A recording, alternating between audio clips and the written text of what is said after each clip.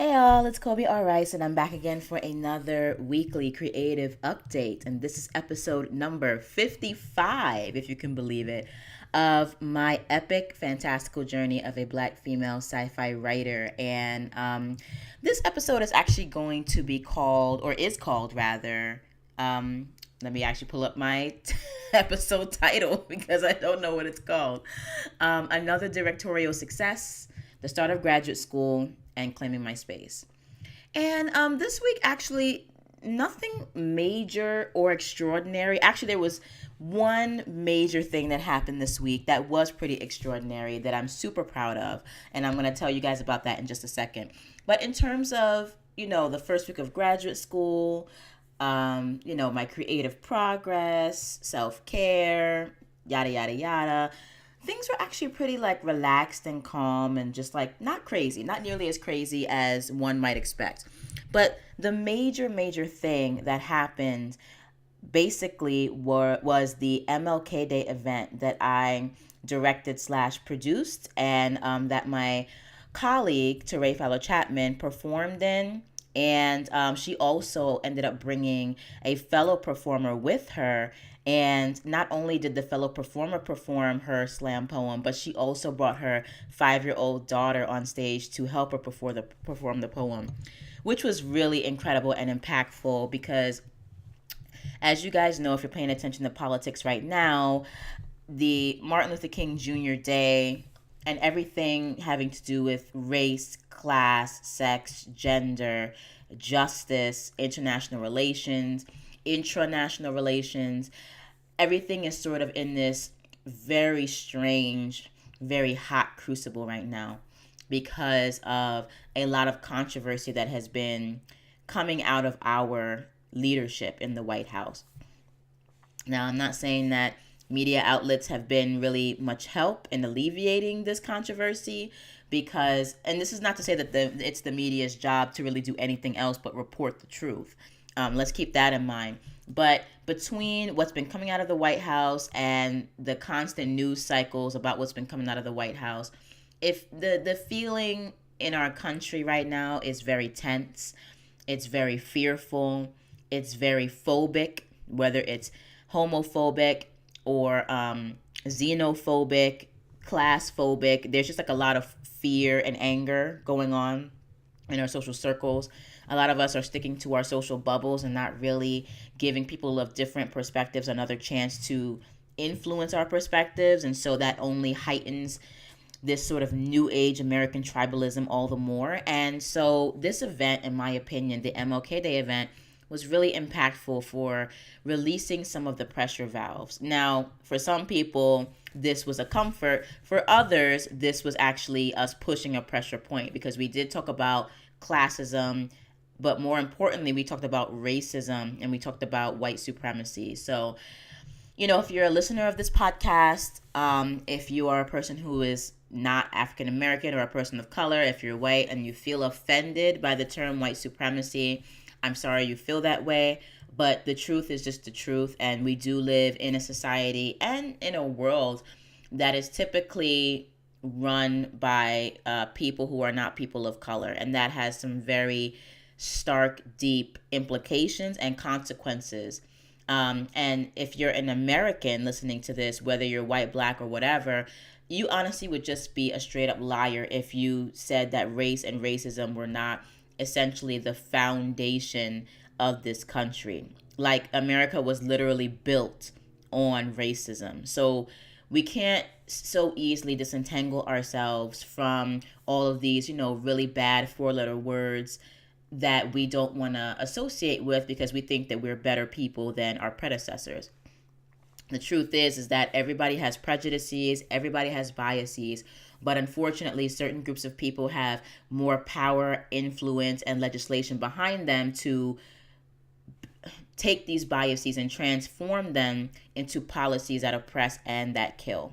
So that is the reality. And if that's not a reality that you have come to personally, then I suggest you pick up a history book, and you just educate yourself. You can find out from other people who are not me what the true history of this country is and what the current situation is, and really figure out why we still need to be advocating for a more peaceful existence and a more equal and justice-filled existence. And so my role in that sort of advocacy, education, and activism comes through the art that I choose to engage in and that I choose to create. And so that art definitely came full force to the stage this past Sunday. Actually, that was just yesterday. It was incredible. It was crazy because there were a lot of things that kind of went wrong prior to us being on stage. I actually wasn't on stage. I was like, again, the producer director, helping things to, go smoothly behind the scenes or whatever. But even though we had some glitches and hit some bumps, the performance was amazing. And I honestly feel as though, even though the entire event was incredible, I feel as though our spoken word piece was one of the most direct pieces, talking directly to the audience, and one of the most impactful pieces. And that's all I'll say about that. This is not me denigrating anybody else's work, but I was extremely proud of the poets from Words on the Avenue, and I was extremely proud of the performance that we put on. And I do want to let you guys know ahead of time that, unfortunately, as amazing as these past 2 years have been for the MLK Day event, we will not be showing up for the MLK Day event for 2019 for a variety of reasons that I'm actually going to get into in just a minute. I just wanted to introduce the podcast with that really amazing event and victory that we had over the weekend. Kick us off on a positive note. I'm actually going to talk more about all the other things I did this week, and then I'm going to end the podcast with some thoughts about claiming my space as a director, which come out of the MLK Day event directly. And that's something you might want to listen to, because this is really about how women need to step up into their roles as directors and basically claim their space. Because the situation happened over the weekend as I was trying to direct and shape the piece on stage, and someone who is a male, who is also just hierarchically in the academy and in the university on a higher level than I am in terms of he's a professor or whatever. Basically interjected his entire presence into my arena as a director, and try to take over the piece. So we'll talk more about that and sort of my reactions to it, where I feel like I succeeded and where I feel like I could have done better. Okay, so we'll talk about that. But first, let's just go through the week. First and foremost, as usual, New Adult Noir is actually getting off to a slightly slower start this year. The year hasn't gotten away from me completely, but for whatever reason, I'm struggling between trying to make some major changes at New Adult Noir and just being on autopilot, basically. I'm trying to figure out if I should take the rest of this year to basically do the same things that we did last year, and then use 2019 as a year that we're going to really shake things up and make things different. I'm trying to decide between doing that and just making things different this year. And I haven't really decided quite yet what I'm going to do. And that's really because it's just a sense of fatigue. I'm a little tired now, but just looking towards the future for all the things that I have to do for New Adult Noir for the year. It's a lot of work. And so I'm trying to figure out if I want to start figuring out new systems this year, or if I just want to go on autopilot and then sort of have a plan for 2019 as to how all that's going to happen. So I'm still trying to decide with New Adult Noir. But in the meantime, since we are on autopilot right now, basically, as you guys know, every single month we have a brand new selection of dark and gritty sci-fi, fantasy, and horror, as well as sci-fi, fantasy, horror, romance novels that are completely free. And we have those up and ready for you guys and available at newadultnoir.com. That's newadultnoir.com. And we have about 10 new novels up there for you guys. And this month actually is a little bit dark and gritty, not a little dark and gritty, but a little bit slanted to the romance side, which is kind of nice because we usually don't have as much romance. And I want to build up our romance library. So We do have some hardcore sci-fi, fantasy, and horror, but a lot of our selections for this month are either urban fantasy, paranormal romance, or like dark romance. So go check that out. That's going to be really cool. And obviously, we'll be having a much heavier romance slant for February. But you guys will you can wait until February to check that out. But definitely go to newadultnoir.com, download your books, introduce yourselves to new authors. They will certainly be introducing themselves to you, and get your life. So that's basically that. With New Adult Noir, other than that, all I've really done is just wrapped up the last giveaway, which happened pretty much last week, but I will be sending out a survey to my author participants, just getting their perspective, seeing how their lists are working for them, trying to figure out the pricing, which is certainly for participating authors. The pricing will fluctuate depending on the kind of promotion it is and depending on like the labor that goes into it, essentially.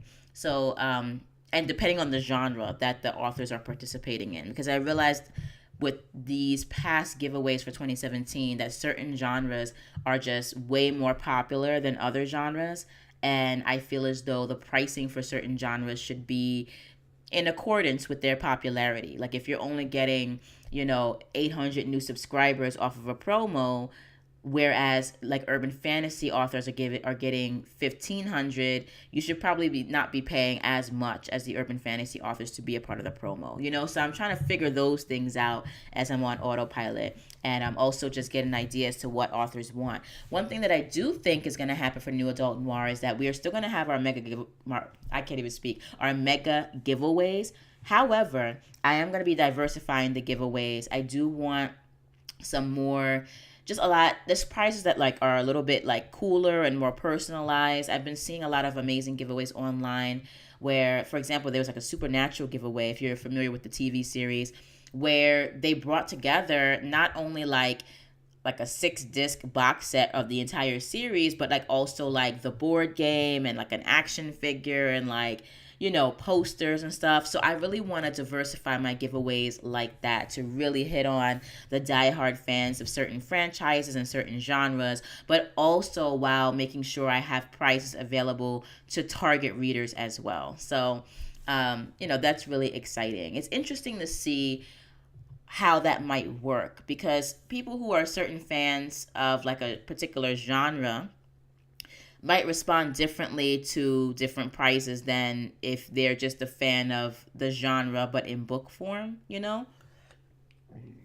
Excuse me. So Supernatural fans who love like paranormal, romance or paranormal mystery or urban fantasy, they might just be super fans of Supernatural but not read any urban fantasy or any paranormal romance or paranormal mystery or whatever, So I just want to try at least one of those out to see what the reader commitment is for one of those giveaways. So we will be doing one of those definitely, and we will also be expanding into audiobooks this year for sure. So even if we're doing an autopilot and a sort of like a replication of what we did in 2017, we'll kind of spruce that up a little bit by throwing in audiobook giveaways and some more like, I don't know what to call them, more specialty giveaways. Let's put it that way. So that's New Adult Noir. What else happened this week? Of course. Okay, great news. So I've actually been pretty consistent for the most part with working on a daily writing word count for either the books of Ezekiel. Let me just check. Actually, specifically for Hollow Point. I was wondering if I had worked on any other books this week aside from Hollow Point for that series, and I haven't. So I've been pretty focused on Hollow Point. It's been going pretty well. I've learned from that process that I get stuck on certain scenes, and literally sometimes you just have to literally sit down with a scene and just beat it into submission. Just beat it.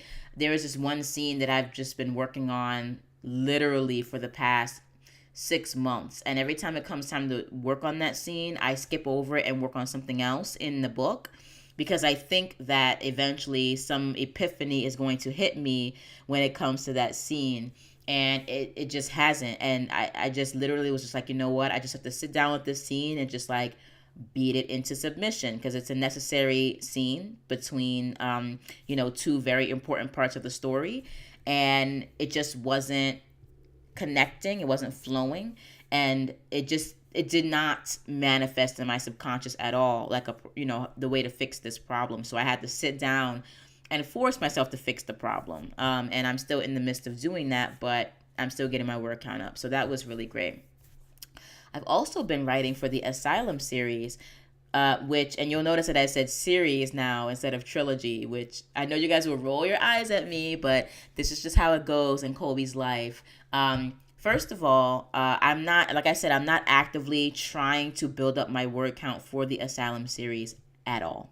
Okay. It just was, if something comes to me, I have to sit down and I have to write it. Like today, I was out grocery shopping, and just one line for the Godsman series, which is not even coming out until like 2019, 2020, popped into my head. So I have to sit down and write that out. And if there's more that comes out of that, I'm going to just, work through it and then do that.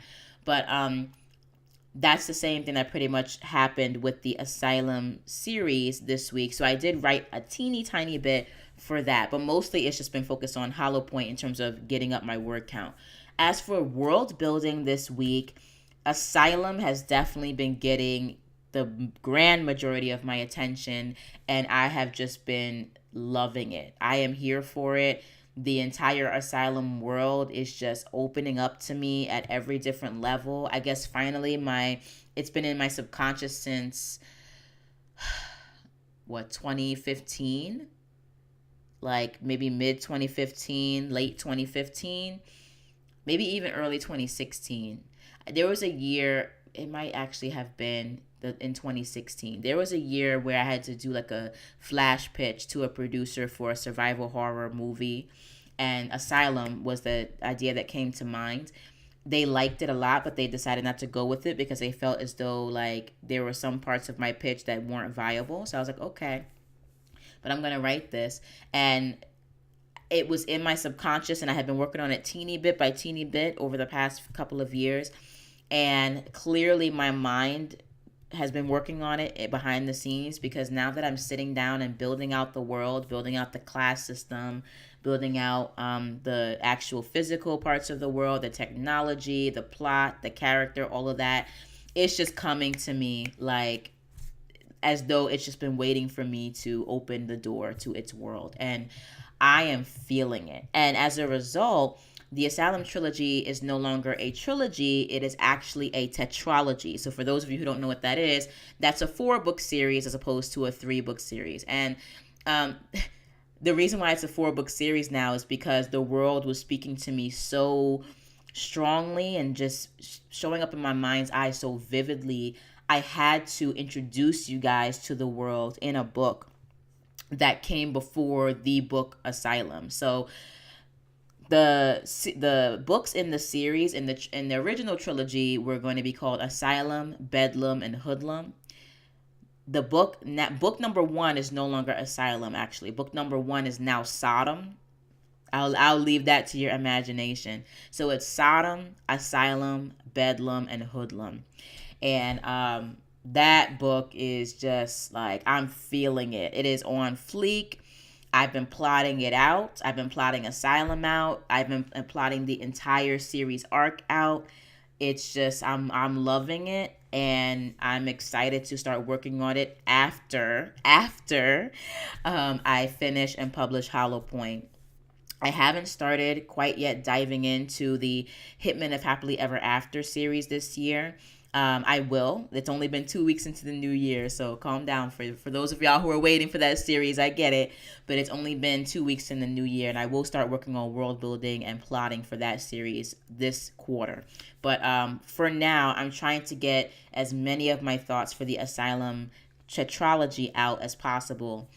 So I'm world building and plotting and character designing for the Asylum tetralogy. I'm also world building for the Books of Ezekiel series. That comes a little bit at a time.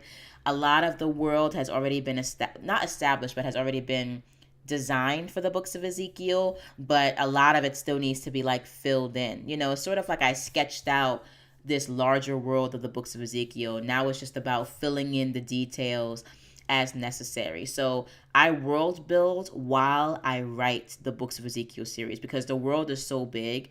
It's literally the entire planet Earth and all its territories, all of its guilds, all of its domains, um, all of its new magic system, all of its new technology, and all of that is sort of and an entirely new language which I created a while back for another series, but that series sort of died on the vine, so now I'm using that language for this series.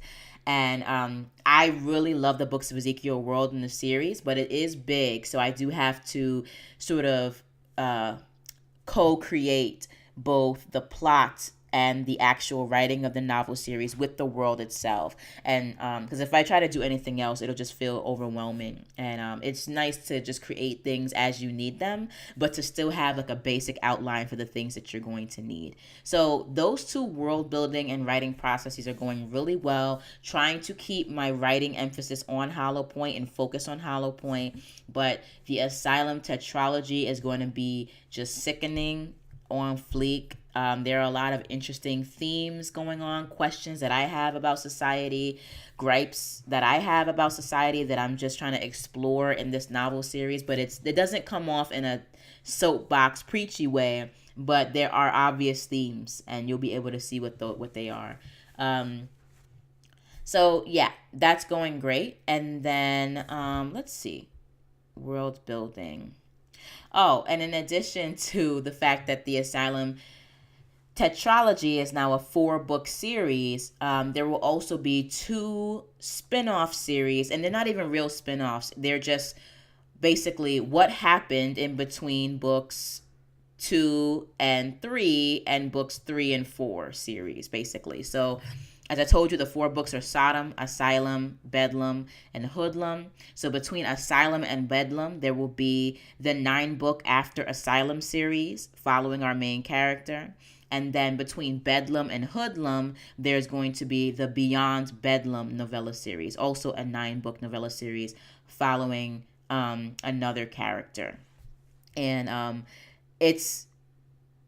so I guess in total, if you were to take the entire series as in its totality, that is a total of, let's see, 9 plus 9, 18. That's 23 books in all. Actually, actually, no. So 9 books, 18 plus 4, that's 22. And then, yes, I will also be writing book 0 of the Asylum tetralogy called Peplum. And Peplum is essentially going to be a free novella only available to those who buy Asylum and only available to those who buy Sodom, or actually any one of the books, now that I think about it, who want to know what happened at the very, very beginning, before all this other stuff happened in the entire series. And that book is going to be like a shorter novella, maybe like 50,000, 40,000, 50,000 words, following 4 characters to show you how the world of Asylum came to be. It's going to show you the origins and the genesis of certain characters that you'll get to meet throughout the main series. So it's the real prequel, I guess. So if you took them all together, all 5 books, it would be Peplum, Sodom, Asylum, Bedlam, and Hoodlum. But Peplum, because it has certain spoilers in it, I offer it after people have already read a certain number of books. And now that I think about it, I will probably offer Peplum to folks who have read through to the end of Asylum, because if you read Peplum before you read Asylum, it's going to ruin certain things. So that will be available only to those who opt into my list through the Asylum book and want to know what happened before then. So basically all that development that I just told you about happened over the past week, in addition to a lot of world building, character designing, plotting, research, etc., which has been wonderful. So good news on that front for sure. Let's move along. Oh, another major achievement this week, which I'm super excited about. I finished the first draft of the self-care journal that I told you guys about last week. There is a front and back 3-page draft on like legal size paper that I just like sketched out, by hand.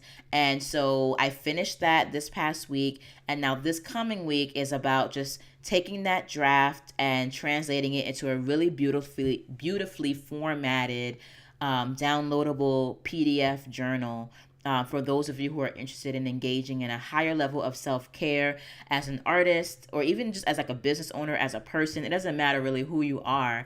It's a great journal for everybody to use. I will gear it more towards writers and artists, because there will be certain questions about like word count and stories that you really love, and like just helping you to kind of get your writing thoughts together. There's going to be like a section for writers on each day of the year for you to fill that stuff in, but anybody can use the journal. And once that entire journal is finished, and I have a digital download for you guys that will be available, I'll offer it on my vlog and my podcast, but I will host it mainly at thebohemianbadass.com as a free gift, because that is the site that deals specifically with teaching people how to basically create creative businesses that are sustainable, that make money, and that they can really pour their passion into, so that they can kind of leave the corporate plantation. And self-care for artists is definitely a big part of that. That's actually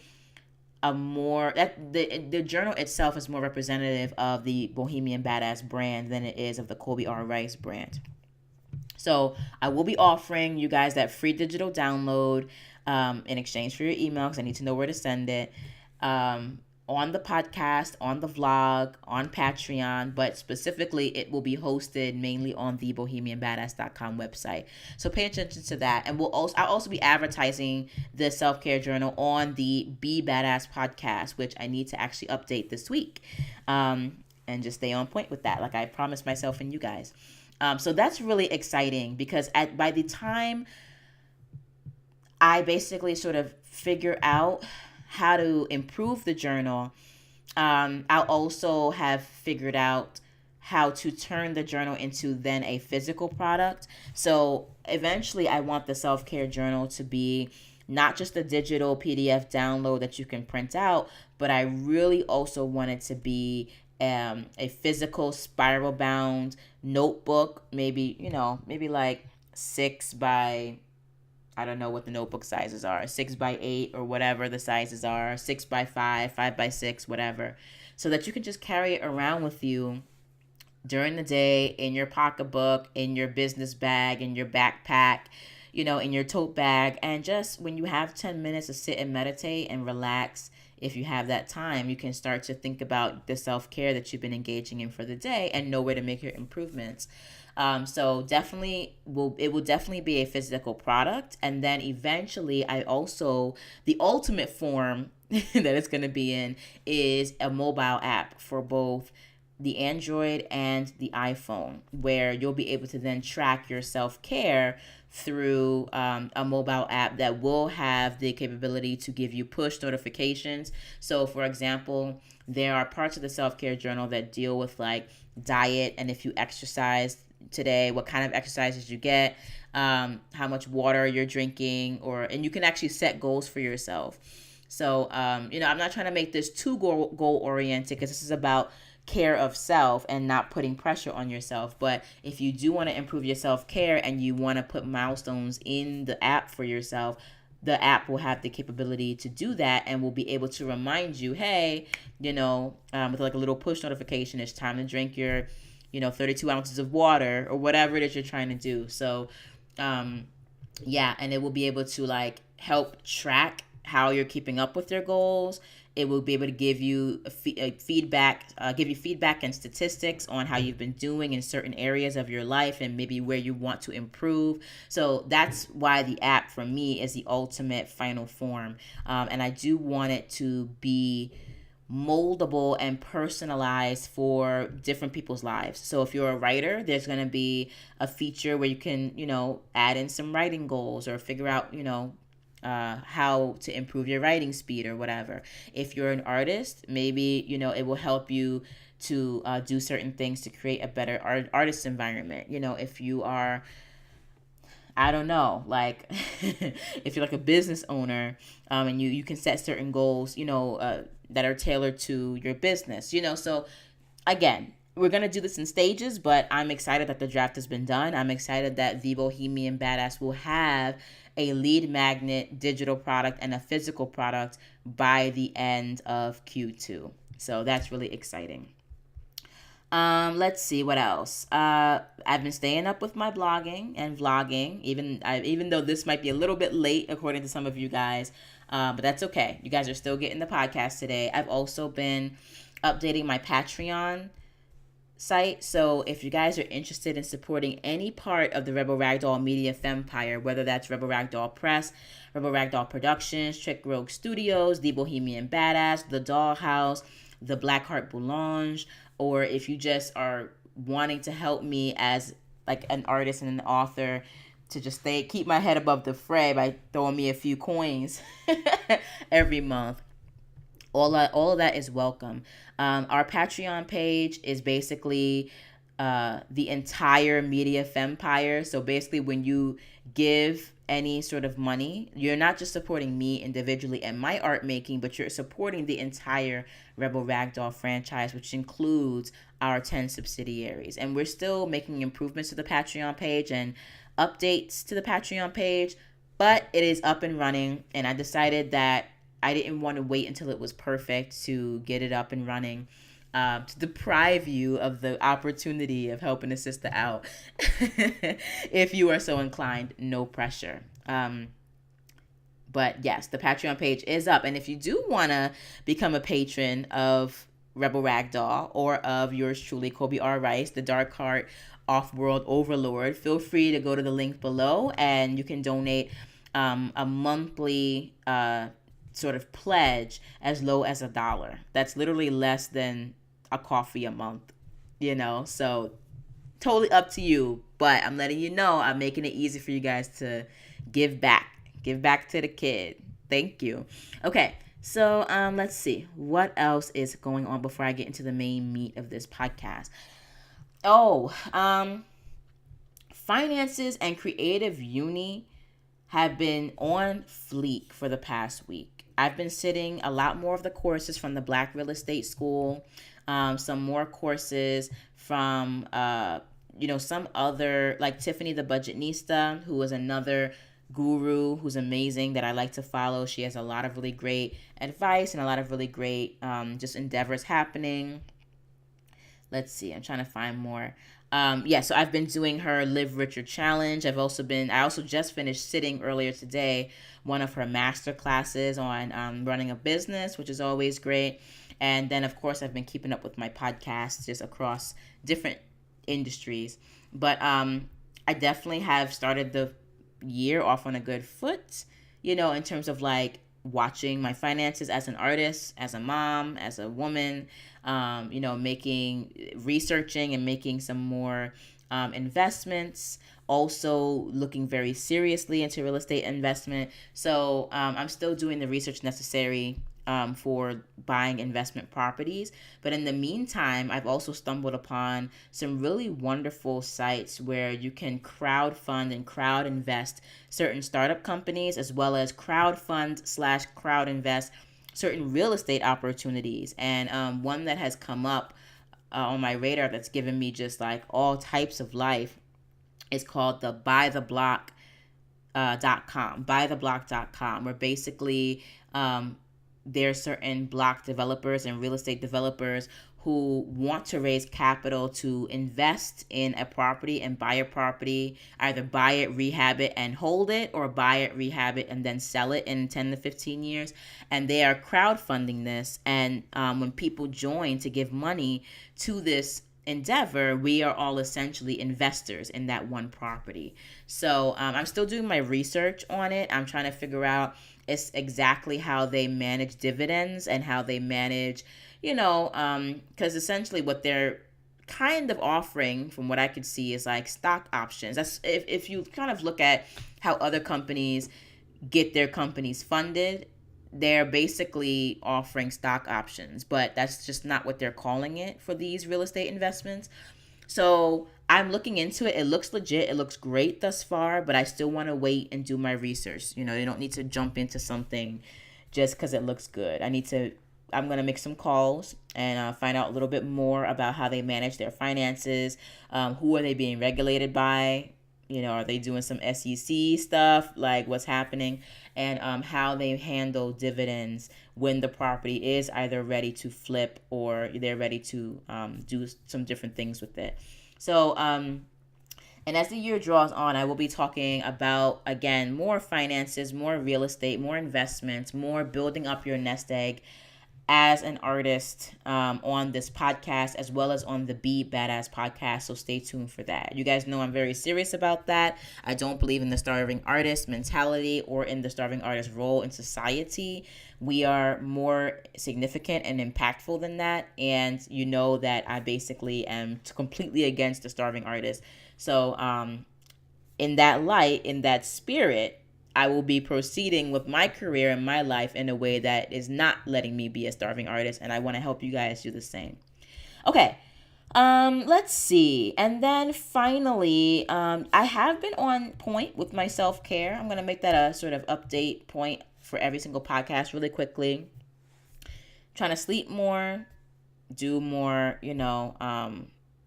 meditation, more relaxation. I'm still trying to figure out my spiritual practice. I really am just like trying to figure it out. Like, what do I feel the most drawn to in terms of a spiritual practice? For me, finishing that draft, the self-care journal was super important as a part of my self-care. So that's what I did. Unfortunately, I ate some bad pizza and got sick as a dog literally right before we had our MLK Day event, the day before the event, and that wasn't good. But I still showed up, I still showed out, and like I was there doing my thing. But it really made me realize that I have to again step up my game once more to make sure that my diet is on point. When I ate that, when I was tasting it, it tasted old, and part of me, my instincts told me this is probably not a good thing to eat. And it was from Costco's. And no offense to Costco, but y'all ain't no damn Domino's and Papa John's, and y'all be giving us some old nasty pizza. And my stomach put me onto that, like literally an hour later. It was not a good night. So, it just reminded me to like, and I didn't pay for the pizza, thankfully, but I just want to generally like eat out less. And if I do ever eat out, I'm going to try to keep it simple and clean, not anything with heavy grease or heavy cheese or just fat. And it just wasn't a good thing to eat, and it wasn't a good way to start off the year. So, slap on the wrist to Colby. And I went food shopping today, got some fish, got some vegetables, got some salad, got some whole grains, got that on point. And so now I'm going to be really focusing on not doing too much eating out, even if I'm not paying for it, because people will not handle the food the way you will at home. They will not put the care into it that you will. And a lot of these restaurants are using old ingredients that are like literally about to expire, and people just don't care enough about your health. They don't care as much about it as you do. So I'm going to take that into my own hands this year. Before I go into the whole situation with a director stepping out of his lane, let's just talk about graduate school really quickly. First week, it went okay. I'm not really going to enjoy this semester at all, so I'm trying my best to see the bright side of it, but I've had all my classes, and I think in some of them I'm going to be, it's going to be fun for some of them, but I just foresee a lot of hardship. We have rehearsal for a piece that we are working on sometime. The rehearsal is going to be sometime in like late March all the way to like the end of April. And that's going to be a challenge because, as you guys know, I have like a child, and rehearsal is 6 to 10 every single night, except for the weekends. So that's going to be a serious challenge for me personally. And I probably would just end up having to bring my daughter to rehearsal, or people are just going to have to like deal with it or something. I don't know. So I haven't really worked that out quite yet. And, yeah, that's just gonna be a rough 5 weeks for me. Um, and we have our new play dramaturgy class, which is gonna be fine, but it's just like a lot of rehearsal hours. I enjoy being in the studio, but I would prefer to do that during the day and like sleep at night, and not be traveling like at 9 at night, um, just in general, but also like with my kid from campus. So that part is gonna be fun in many ways, but also like a deep challenge, just for me personally, maybe for other people too, but I know I'm going to have special challenges with that. And so those are the two art parts of the program, or parts of the semester. And then the other two parts are very scholarly and academic. And I think probably my favorite class is probably going to be the architecture class that I'm taking right now, specifically because I'll know a lot more about architecture and scenery, which will teach me about scene design, which will help me as a filmmaker and as a sci-fi fantasy novelist. I've seen some architecture from the more modern brutalist era, and my teacher hates that era of architecture, but it is literally perfect for a few sci-fi concepts that I have in my mind, specifically for the Asylum tetralogy, because it just looks very imposing. It looks like incarceration incarnate. And that is a perfect sort of technique and perspective to have for the Asylum tetralogy, which deals with the issue of incarceration and meritocracy and the ability to lift yourself up by your bootstraps, and whether or not that's BS or not. So once I saw that, I said, okay, this, I might not have fun in the moment that I'm learning about all this stuff, but I can see how being well versed in architecture is going to help me as a builder of worlds. And so that's exciting to me. And then we have theater and culture too, which is dealing with more modern theater and culture.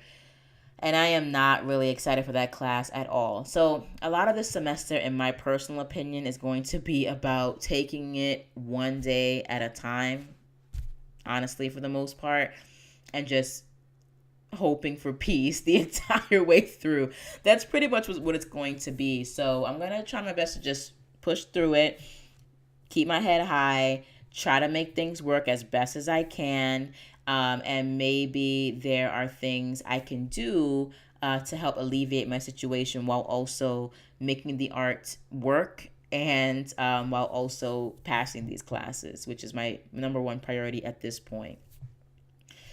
Needless to say, I am just super glad that basically after this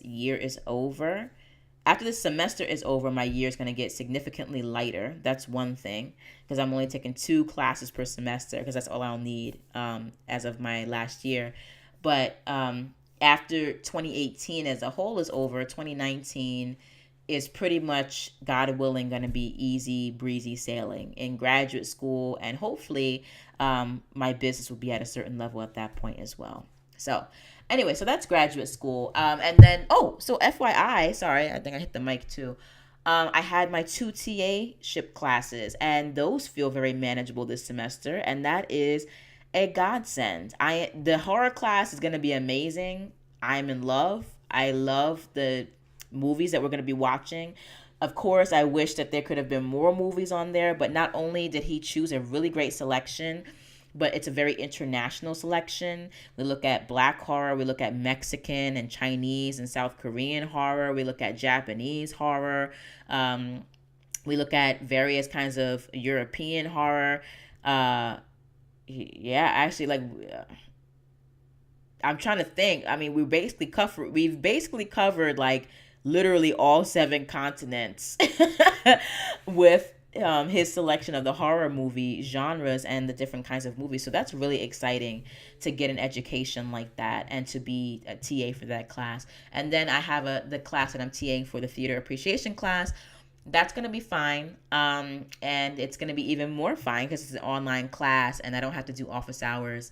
And it's online, and that's great. And I love it. I'm loving it. So this feels good to me, having 2 25% TA ships that equal out to 50% as a whole.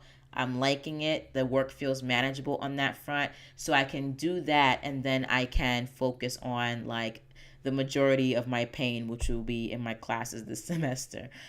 Okay, so let's get into really quickly. Gosh, my podcasts are always so long. Anyway, I'll try to make this discussion short because it's an important discussion, but it's not one that needs to be worked over again and again. But there are some important lessons that I did learn from my stint doing the MLK Day directing. So I realized that I have a very different style and a very different perspective on life in general than many other organizers, managers, and academics. I have to say, this particular weekend really only reaffirmed just how far away I want academia to stay from my art. Period.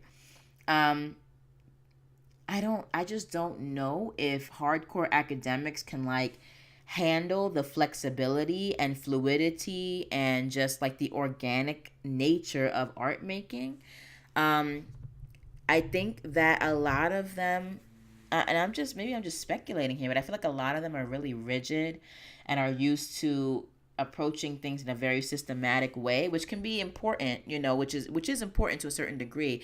But I mean, when you are systematic to the point of being inflexible or to the point of wigging out or having a breakdown or being completely flustered when one little detail doesn't fit your perfectly, God-given plan, then that's a problem. Then you really don't belong in the world of art because there are going to be lots of things that go wrong. And you just have to just go with the flow and work with it and not wig out. And I'm one of those people who is very good at keeping her cool in most situations. Even if I'm psycho inside, very rarely do I crack. And that's not because I'm trying to be strong black woman and be impenetrable. But when you just have been through things in your lifetime that that are actually serious and actually either life threatening or soul breaking and soul shattering, and this is for anybody, okay, then pretty much if you've been through something serious and you're able to get through it and still see the brighter side, you can pretty much handle anything. And so my little segment for the MLK Day celebration did have some glitches to it. And but the thing is that we meaning myself and my two collaborators were able to work out those glitches amongst ourselves. And so that was working fine for us. But for the manager of the program, he just seemed to need every single thing to be completely nailed in perfect. Otherwise, he was wigging out. And it was just a very off-putting sort of energy. It showed an understandable level of nervousness on his end. But for me, I translated that, and so did my collaborators, as a lack of trust. It translated as a lack of confidence. And it translated in a sort of way, a really patronizing way. And I wasn't feeling it. It's we're all adults. We all know how to handle situations that don't go off exactly the way that we want. And we need to trust each other and collaborate. And that didn't feel like it was really happening. Not only, so after we were able to get beyond the glitches and everything was working out, I bring my team onto the stage and I'm the director. I'm the director / producer of this piece. So I'm just trying to see how this works. Because I've already determined the lighting, already determined the tech for everything, the equipment, all that. Now it's time to just block and just make sure that they have their entrances and exits on point and that they're feeling comfortable, they're feeling confident, they have all their logistics worked out for their pieces. And as I'm trying to do that, the director of the program, who was previously wigging out, steps in and basically takes over the direction of the piece. And my whole thing is just first of all, I'm the director, I'm the producer. You don't know these two individuals. I do. We have a very good working relationship. And you're not allowing me to grow the way I need to grow in this moment. I know you have a show to get on, but the piece and the content of the piece was not in question. There was nothing wrong with it. We were just trying to figure out in 5 minutes. It would have only taken 5 minutes how the entrances and exits and logistics were going to run.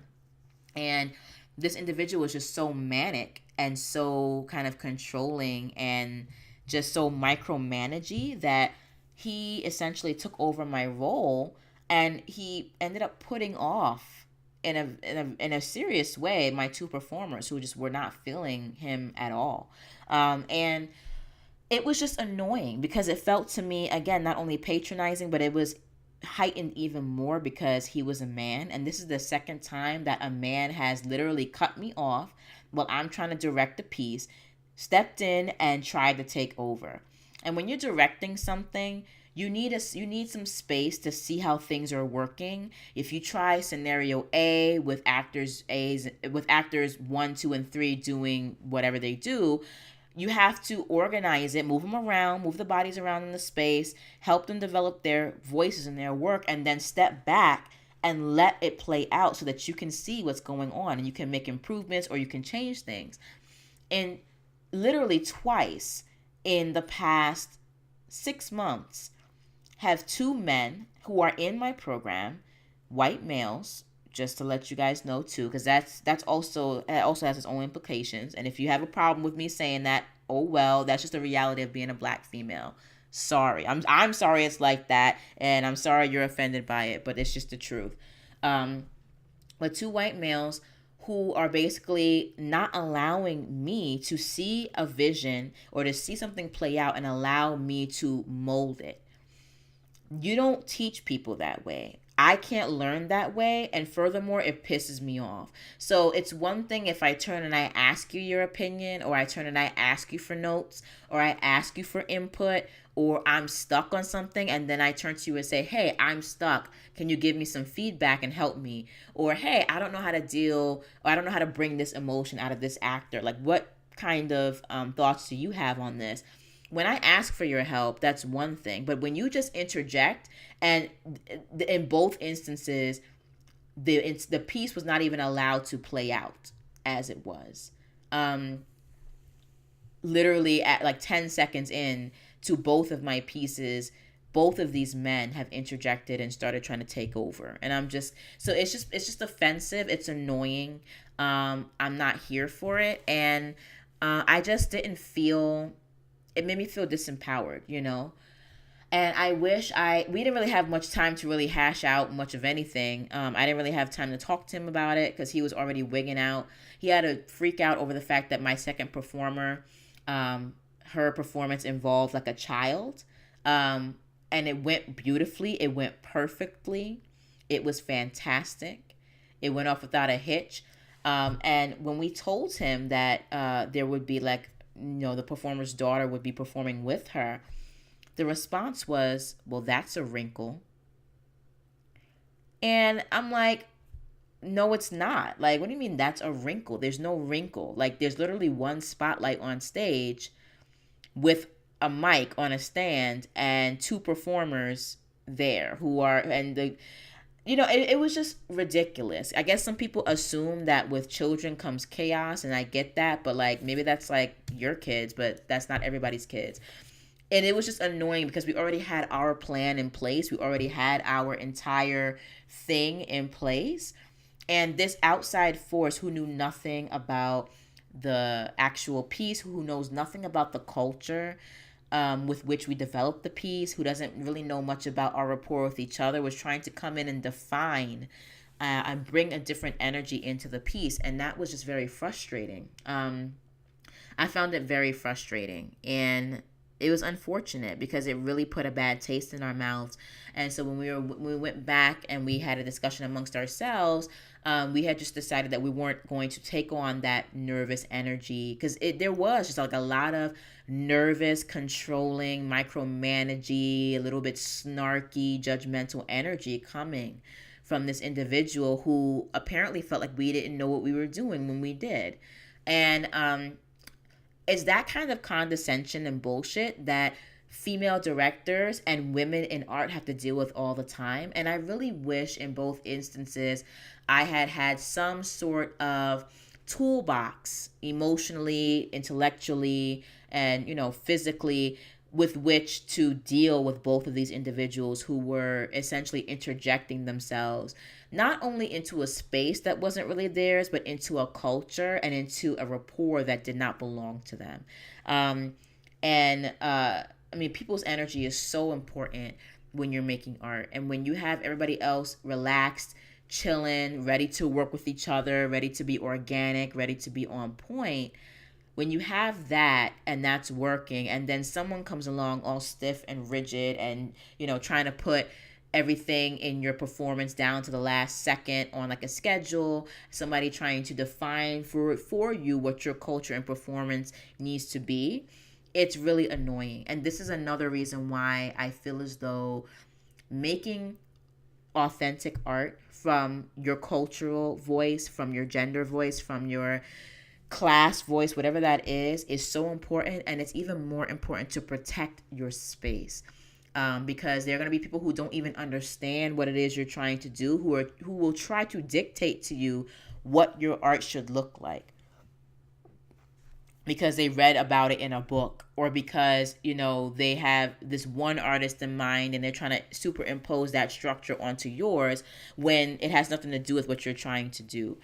And I just think it's so important for us as women, if you're a person of color, as someone who identifies, if you identify as LGBTQ, non-gender conforming, if you are a person who is differently abled, to not let someone else who doesn't know your experience, who doesn't know your professionalism, who doesn't know your art, to come in and define who you are and what your art should be. Rock with the energy that makes you feel the most comfortable. Bring your authentic self to every single situation, which is exactly what we did for our piece, and things will go off perfectly. And in conclusion, as I mentioned at the very beginning of this podcast, our performance piece was extremely powerful. Like, it was amazing. The transition between the two poets was amazing. And especially, I mean, I'm just going to give this performer props. Her poem with her child with her on stage was amazing. Everything in that piece that she did with her child on stage somehow was just like divinely guided, because at the parts where she was talking about the struggles of parenting, the struggles of raising a Black child in this society, her daughter will be doing certain things on stage, not running around crazy, and that would have been okay too. But her daughter would do certain things on stage that just on a very deep core level really underscored and strengthened the piece. It was as though it was choreographed, like their synergy was choreographed, but prior to the performance. That's what it looked like, because the child, all her emotions and her actions fit in perfectly with every single line of the poem. And then at some point in the audience, when the poet was talking about like pain and struggle, and history, another child started crying in the audience. It was like a little baby, and it was literally perfectly timed, again, with the lines and the theme of the piece. So I'm sorry, but our piece was like not only the flyest piece, but it was also very divinely guided and very divinely inspired, and it was perfect. And on top of that, despite the fact that this one program manager who was trying to inject his nervous energy into our space, despite the fact that he thought this was going to be an utter disaster, she got more applause for her performance, and she had to wait for the audience to stop applauding her at various points in her performance than anybody else who was on stage who didn't have a child with them. So this is, to me, that was a winning moment of us standing firm, even though we had to back down at certain points on the stage when he was trying to control the performance prior to the actual performance. We had to kind of just go into our dressing room and just vent amongst ourselves. But it was a victory, because it showed that when something is on point and when people know what they're doing, it's going to come through no matter who tries to control it. And the second major victory, I wouldn't even call it the second major victory, but like the co-victory, is that she was really representing hard for single Black mothers on that stage, showing that children are an integral and super important part of art making for us as single mothers. And that was super powerful for me. If that didn't give me inspiration and ownership over my artistic space for the things I have to do this semester, I don't know what did. And so, in conclusion, no matter how non-traditionally you come to the mic, no matter how non-traditionally you come to the stage or to the set or to your canvas or to the pen or to your computer or to your public speaking, no matter how bizarre, quote unquote, or non-traditional or unconventional or unorthodox you seem to be according to other people, you need to bring your authentic self to the space. You need to claim your space, and you need to own your space and do the damn thing in your space, because people will love it. They will respond to it. They will feel it. And that certainly showed out through the MLK Day performance. And then when I went backstage and I saw the program manager, I said, wasn't that wonderful? Right? It was just great because it went perfectly. It was a perfect performance from both artists and that second artist's daughter. And on top of it, the audience literally interrupted her at least 3 or 4 times to give her crazy applause, to give her crazy props for the truth that she was speaking to the world about, not just her experience as a single mother and as a parent, but her experience as a strong Black woman in this society that is feeling like it's so filled with turmoil. So I will end with that. End with encouraging you guys to stay strong in your vision, in your purpose, and in your art, and to claim your space. And what I'm going to do from now on, just to let you guys know so that I don't continue to get bulldozed when I'm trying to make the art that I need to see in the world, I'm going to have a phrase I called hold your notes. And I'm going to be using that very liberally throughout the semester during rehearsal, because again, people always want to interject their opinions without really waiting to see what you have created for yourself, and without waiting to see if you need their help. And sometimes you need to ask them to hold their notes until you can get to a certain stage in your art making process, and then you can re-invite the external notes and the external perspective into the space. So that's what I'm going to do. I'm going to be a little bit stronger in terms of holding my own in the space, and I'm going to start developing a toolkit for myself, like a verbal toolkit, an intellectual and diplomatic toolkit that I can use in real time if I see that someone is trying to essentially interject themselves into my art, when it is not time for an interjection. Because there's a time and place for everything, and there's a time and place for letting me unfold my vision versus you giving me feedback on that vision. So I'll end with that.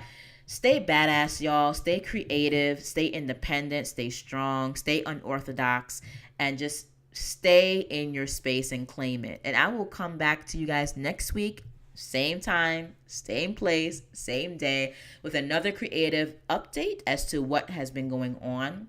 And in the meantime, just keep doing you. And I'll see you guys next week. All right. Bye.